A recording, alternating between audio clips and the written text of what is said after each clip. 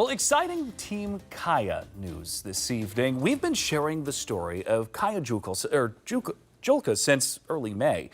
The 8-year-old girl was suddenly diagnosed with severe aplastic anemia, where her body stops producing blood cells. Several bone marrow drives organized by her school and friends popped up in hopes of finding a donor match to save her life. And tonight, there is one. In fact, Kaya's parents say they've learned of several matches in the past few weeks through a nationwide bone marrow database, but none of them responded. 10 TV's Angela Ann spoke with the family about what this one new match means for Kaya's future. Kaya Julka and her family finally have something to dance about after months in and out of the hospital. They just told me that that I was gonna go to the hospital in 2 weeks, and I was really happy because that meant that I had a match.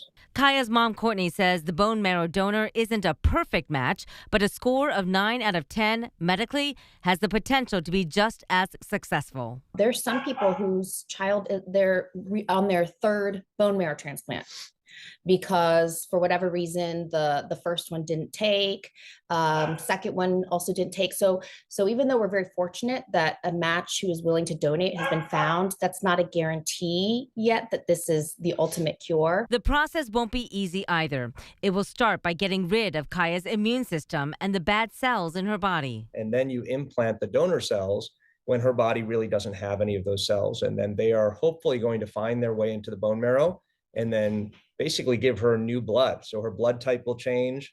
All of her cells will become whatever the donor cells were over time. During that time frame, Kaya says she plans to FaceTime friends, which at minimum will be 6 weeks at Cincinnati Children's Hospital, then another 4 months living nearby for observation. Once she's about a year out, then it's really a cure. Her immune system is going to take about a year to kick back in. And the fact that this donor was so willing to literally give our daughter a second chance at life. I mean, we just feel so grateful, so grateful. The Julkas say they don't take for granted the tremendous outpouring of support, knowing they'll have to continue to call on strangers to swab and see if they still potentially can help Kaya or perhaps someone else living in limbo. Angela Ann, 10 TV News. Now, as for the donor, the Julkas say they only know that it came from somewhere in the U.S., and it's most likely from a female. There is a bone marrow drive coming up Wednesday, June 18th. It's at the Walmart on Sawmill Road in Dublin from 5 to 7 in the evening.